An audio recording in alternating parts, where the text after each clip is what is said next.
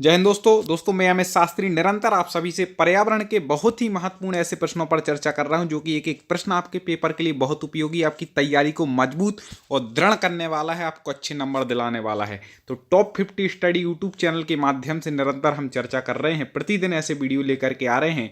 आप जरूर हमसे सब्सक्राइब करके जुड़ गए होंगे, हमें पूरा विश्वास है, और अपने एग्जाम की तैयारी को अच्छा कर रहे होंगे, अपनी पढ़ाई को मजबूत कर रहे होंगे। तो चलिए आज के प्रश्नों पर हम शुरुआत करें। एक एक प्रश्न उपयोगी है, तुरंत याद करिएगा।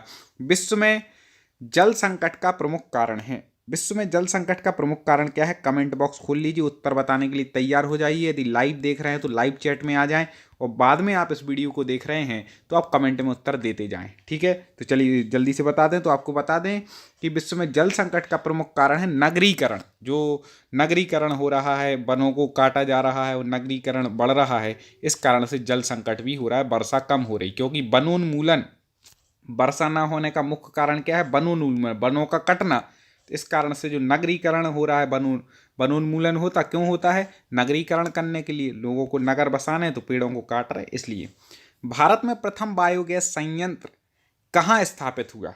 दोस्तों कई लोग बोल रहे हैं सर हमें इसकी पीडीएफ चाहिए है। आपको मैंने जैसा कि बोला है कि 3-4 दिन के अंदर हमारा जो टेलीग्राम चैनल है वह लॉन्च होने वाला है, टॉप 50 स्टडी नाम से। आज तो नहीं है, 3-4 दिन में हो जाएगा, और इसकी मैं पूरी जानकारी अपने टॉप 50 स्टडी यूट्यूब चैनल पर दूंगा। इसलिए सब्सक्राइब करके आप बेल आइकन को दबा लें, नोटिफिकेशन ऑन कर लें। ठीक है, तो उसकी जानकारी हम दे देंगे। डेली जो क्लास आती, जिस दिन भी लॉन्च होगा उसमें हम आपको दे देंगे जानकारी, तो वहाँ पर ही आपको पीडीएफ उपलब्ध हो जाएंगी। भारत में प्रथम बायोगैस संयंत्र कहाँ स्थापित हुआ? तो आपको बता दें कि भारत में जो प्रथम बायोगैस संयंत्र था वह हुआ था पिलानी में। कहाँ हुआ? पिलानी में। अब फटाफट आगे बढ़ जाते हैं। निम्नलिखित में से कौन सा सदाबहार पेड़ नहीं है? सदाबहार वृक्षों में कौन नहीं आता है दोस्त? तो आपको बता दें कि सदाबहार वृक्षों में नीम तो है, हमेशा ही रहती है नीम। नीम का ऐसा थोड़ी ना कोई फल आता है कुछ मौसम में, नहीं।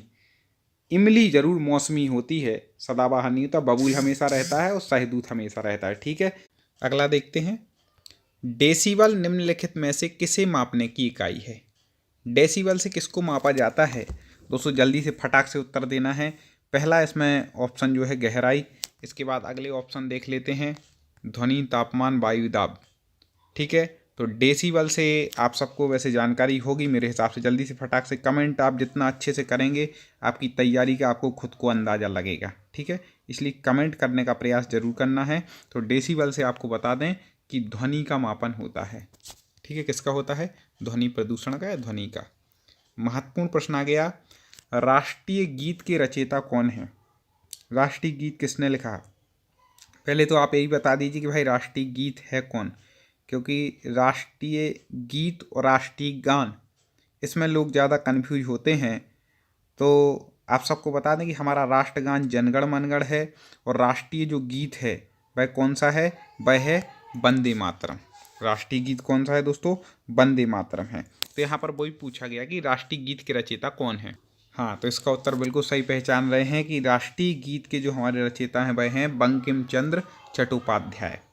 ठीक है, राष्ट्रीय गीत कौन सा है? वंदे मातरम, याद रखिएगा। और राष्ट्रीय गान है वह है जनगण मनगढ़, जिनके रचयिता हैं रविंद्रनाथ टैगोर जी। दोनों को याद रख लीजिएगा। चलिए आगे बढ़ जाते हैं दोस्तों। भारत में प्रोजेक्ट टाइगर कार्यक्रम किस वर्ष प्रारंभ हुआ? कई बार पूछा गया प्रश्न है। टाइगर प्रोजेक्ट कार्यक्रम, प्रोजेक्ट टाइगर कार्यक्रम आपको बता दें कि यह हुआ था 1973 ईस्वी से। ठीक है, एक नक्षत्र का रंग निर्भर करता है, उसकी किस पर निर्भर करता है नक्षत्र का रंग?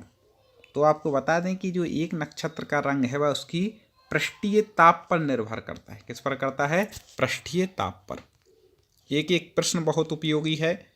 जिन दोस्तों को पीडीएफ चाहिए, तो मैंने बताया था कि यहाँ टेलीग्राम चैनल लॉन्च होने वाला है टॉप 50 स्टडी के नाम से।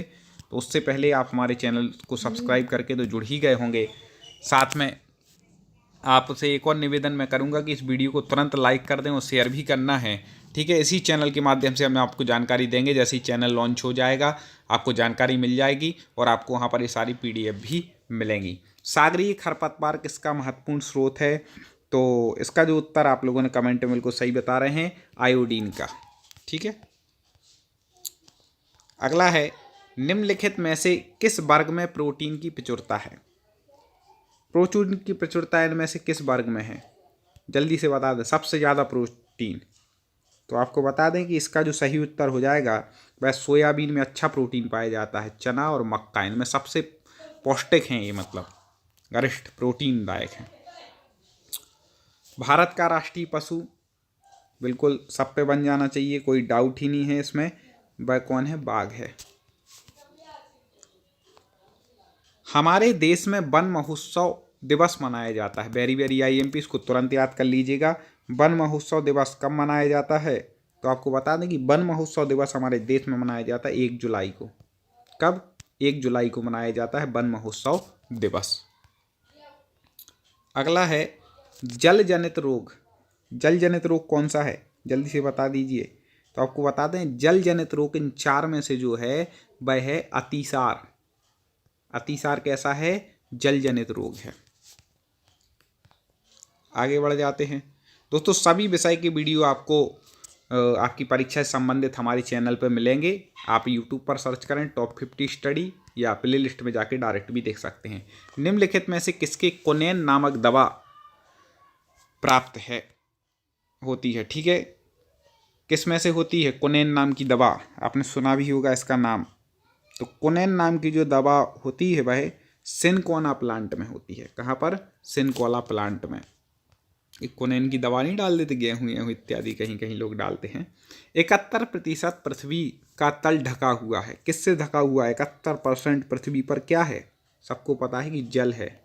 71%, ठीक है, पृथ्वी पर क्या है? जल है। ऐसा ही पूछ सकते थे कि जल की मात्रा कितनी है पृथ्वी पर, तो 71। वायु प्रदूषण का कारण, वायु प्रदूषण के यहाँ पे कारण दिए हैं, इनमें से कौन सा कारण है वायु प्रदूषण का? हाँ, जल्दी से बता दे। तो वायु प्रदूषण देखिए, कीटनाशकों से वायु प्रदूषण कोई मतलब भी नहीं, सीवेज से भी नहीं है, ध्वनि विस्तारक से भी नहीं है। हाँ, धुआं से धुआं से होता है, धुआं निकलता है। ध्वनि से तो ध्वनि होगा, ध्वनि विस्तारक से तो धुआं से क्या होता है? वायु प्रदूषण होता है, क्योंकि धुआं वायु में जा करके मिलता है। कथक किस क्षेत्र का शास्त्रीय नृत्य है? कथक किस क्षेत्र का शास्त्रीय नृत्य है? तो आपको बता दें कथक जो है वह क्षेत्र के वाइज पूछा है तो उत्तर भारत का नृत्य है। कहाँ का है? उत्तर भारत। पोलियो का कारण, पोलियो का कारण क्या है? पोलियो की दवाई भी पिलाई जाती है बचपन में, तो आपको बता दें विषाणु है। पोलियो का कारण क्या है? विषाणु, इस कारण से हो जाता है। निम्नलिखित में से रबी की फसल कौन सी है? रबी और खरीफ की फसलों से संबंधित 1-2 प्रश्न आते हैं। तो यहाँ पर 4 फसलें दी हैं, इनमें से आपको रबी की फसल बतानी है। तो आपको बता दें इनमें से रबी की जो फसल है वह है चना। चना काय की फसल है? रबी की फसल है। पृथ्वी का अपमार्जक कौन है? पृथ्वी का अपमार्जक किसे कहा जाता है? कई बार पूछा गया प्रश्न है, सरल है तो इसलिए फटाक से कमेंट कर दें। हमारी PDF में आपको सरल कठिन सब प्रकार के प्रश्न मिलेंगे और निरंतर पूरी परफेक्ट तैयारी, पूरी बिल्कुल व्यवस्थित आपको कराई जा रही है। तो आपको बता दें कि जीवाणु, ठीक है, पृथ्वी का अपमार्जक कौन है? जीवाणु है। वनों के महत्व के कारण हैं। वनों के महत्व का कारण आपको बताना है, तो आपको बता दें कि वनों के जो महत्व का कारण है वह कौन है? वह है ग्रीन हाउस। ग्रीन हाउस, ठीक है। पर्यावरण दिवस कब मनाया जाता है? मैं नहीं बताऊंगा, इसका उत्तर आपको ही कमेंट में देना है, क्योंकि पर्यावरण पढ़ रहे हो ये नहीं पता तो क्या मतलब भाई पढ़ने का, ठीक है ना। इसलिए आप कमेंट में उत्तर दें। आगे बढ़ते हैं। अगला है भारत में फलों के अंतर्गत सर्वाधिक क्षेत्र है। फलों के अंतर्गत सर्वाधिक क्षेत्र इसका है, जल्दी से बता दीजिए। इन 3 में से ही उत्तर है। तो आपको बता दें कि फलों के अंतर्गत सब सर्वाधिक क्षेत्र मतलब सबसे ज़्यादा क्षेत्र में जो लगाया जाता है तो वह कौन सा है? फलों का राजा जिसको कहते हैं आम, सबको पसंद आता है, ठीक है, मैंगो। आगे है पर्यावरण को बचाने के लिए चिपको आंदोलन का संबंध किस राज्य से है? वेरी वेरी IMP, चिपको आंदोलन संबंधित एक प्रश्न आएगा ही, लिख लीजिए बिल्कुल, ठीक है, दिमाग में बैठा लीजिए। तो चिपको आंदोलन को जो संबंध है वह किससे? उत्तराखंड से। कई बार पूछे गए कुछ हमने प्रश्न लिए हैं जो बार बार रिपीट होते हैं आपके पेपर में। पौधों में प्रकाश संश्लेषण क्रिया किस रंग में सबसे अधिक होती है? कौन से रंग में सबसे ज़्यादा होगी प्रकाश संश्लेषण की क्रिया पौधों में? तो आपको बता दें कि जो प्रकाश संश्लेषण क्रिया पौधों के नीले रंग में सबसे ज़्यादा होती है। किसमें? नीला में। भिंडी में पाया जाता है, जल्दी से बता दें भिंडी में कौन सा क्या पाया जाता है इनमें से। तो आपको बता दें कि भिंडी में जो पाया जाता है वह पाया जाता है विटामिन सी। विटामिन सी पाया जाता है भिंडी में, याद रखिएगा। आप भिंडी खाते हो तो समझ लेना विटामिन सी ले रहे हैं। निम्नलिखित में से कौन सा अम्ल वर्षा का बृहद प्रदूषक है? Very very IMP। अम्ल वर्षा का बृहद प्रदूषक कौन सा है? तो आपको बता दें कि बिल्कुल आपको पता होना चाहिए, सल्फर डाइऑक्साइड। ठीक है, सल्फर डाइऑक्साइड क्या है? बृहद प्रदूषक है अम्ल वर्षा का। NCTE का उद्देश्य है, ठीक है, NCTE का क्या उद्देश्य है? जल्दी से बता दीजिए। तो आपको बता दें कि आपको सबको पता है कि शिक्षा से संबंधित, तो शिक्षालयों में शिक्षा स्तर बनाए रखना, ठीक है, या विद्यालयों में शिक्षा का स्तर बनाए रखना, ये क्या है? NCTE का उद्देश्य है। कौन रासायनिक उर्वरक का उदाहरण नहीं है? दोस्तों उम्मीद है आपको प्रश्न पसंद आ रहे होंगे। तुरंत एक बार लाइक पर क्लिक जरूर कर दें अभी तक ना किया हो तो। हाँ, तो कौन रासायनिक उर्वरक का उदाहरण नहीं है? तो आपको बता दें कि कंपोस्ट जो है वह रासायनिक उर्वरक का उदाहरण नहीं है। कंपोस्ट, बाकी 3 हैं।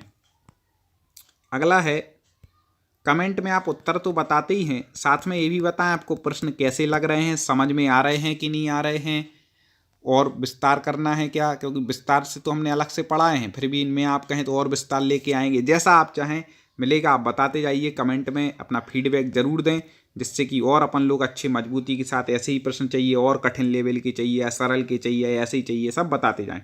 हमारे पर्यावरण में किस गैस का सबसे अधिक सांद्रण है? बिल्कुल सबको पता है ये बात कि हमारे पर्यावरण में 3 में से कोई नहीं है। हाँ, किसका है सबसे ज़्यादा? नाइट्रोजन है पर्यावरण में, याद रखिएगा, कंफ्यूज नहीं होइएगा। नहीं तो कई लोग ऑक्सीजन लगा के गलत करके आए हैं, मैंने देखा कई बार ये प्रश्न। अपन को नहीं गलत करना है, नाइट्रोजन है। निम्नलिखित में से जैविक घटक है, जैविक घटक कौन सा है? हाँ, जल्दी से बता दें। तो ये जैविक घटक कौन सा है?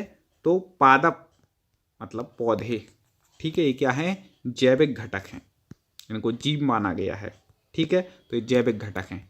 दोस्तों लाइक और शेयर बस आपको करना है। शेयर कम से कम 3 अपने व्हाट्सएप ग्रुपों में या फेसबुक या टेलीग्राम पर, जहां आपको उचित लगे। यदि आपको अच्छे लग रहे हैं प्रश्न तो अपने मन से आप जरूर शेयर कीजिए और दोस्तों को जोड़िए। सब मिलकर के बहुत अच्छी मजबूत तैयारी को आपको करेंगे। और निश्चित आप डेली हमारी जो 8 बजे की क्लास आ रही है, इसको पढ़ते रहें लगातार। डेली 15 मिनट आपसे लेते हैं और आपकी तैयारी बहुत दृढ़ होगी। आपका जितने भी नंबर का पेपर पर्यावरण का होने वाला है, पूरे में से पूरे उसमें नंबर आना चाहिए। लक्ष्य को लेकर के हम चल रहे हैं, उसको प्राप्त भी करेंगे। चलिए अगले वीडियो में इसके आगे पुनः चर्चा करेंगे। और अपनी तैयारी को और मजबूत अपन को करना है तो आपको जुड़े रहना है। लाइक शेयर कीजिए। जय हिंद।